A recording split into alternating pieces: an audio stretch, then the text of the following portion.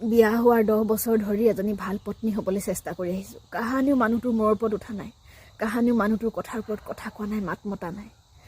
কিন্তু একো নামাতি কথাবোৰ কাকো নকৈ মোৰ বুকুখন শিল হৈ গৈছে। বিয়াৰ আগত মোৰ মায়ে শিকাইছিল বিয়াৰ পাছত হেনো মানুহটোৱে ভগৱান, আৰু বিয়াৰ পাছত এতিয়া শাহু মায়ে শিকাইছে মানুহটো যেনেকুৱাই নহওক, মদাহী হওক, জোৱাৰী হওক, বেলেগ নাৰীৰ ওপৰত চকু ৰাখিলেও, মাৰিলেও, পিটিলেও মাইকী মানুহজনেহে হেনো সহ্য কৰিবই লাগিব। মতা মানুহৰ হেনো এইবোৰ গুণ থাকেই। মাইকী মানুহজনীয়ে ভুল কৰিলে হেনো মতা মানুহটোৰ হাত তোলাৰ অধিকাৰ আছে।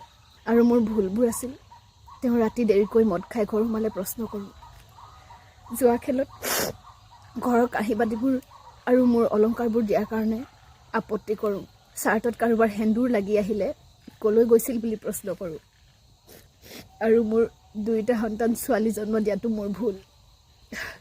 কালি ছোৱালী দুজনী আৰু মোক তেওঁ ঘৰৰ পৰা উলিয়াই পঠিয়াইছে, আগতেও পঠিয়াই, কিন্তু মোৰ থাকিবলৈতো আৰু ঠাই নাই। সেইকাৰণে তেওঁ ভৰিয়ে হাতে ধৰি তেওঁৰ ওচৰলৈ ঘূৰি যাওঁ।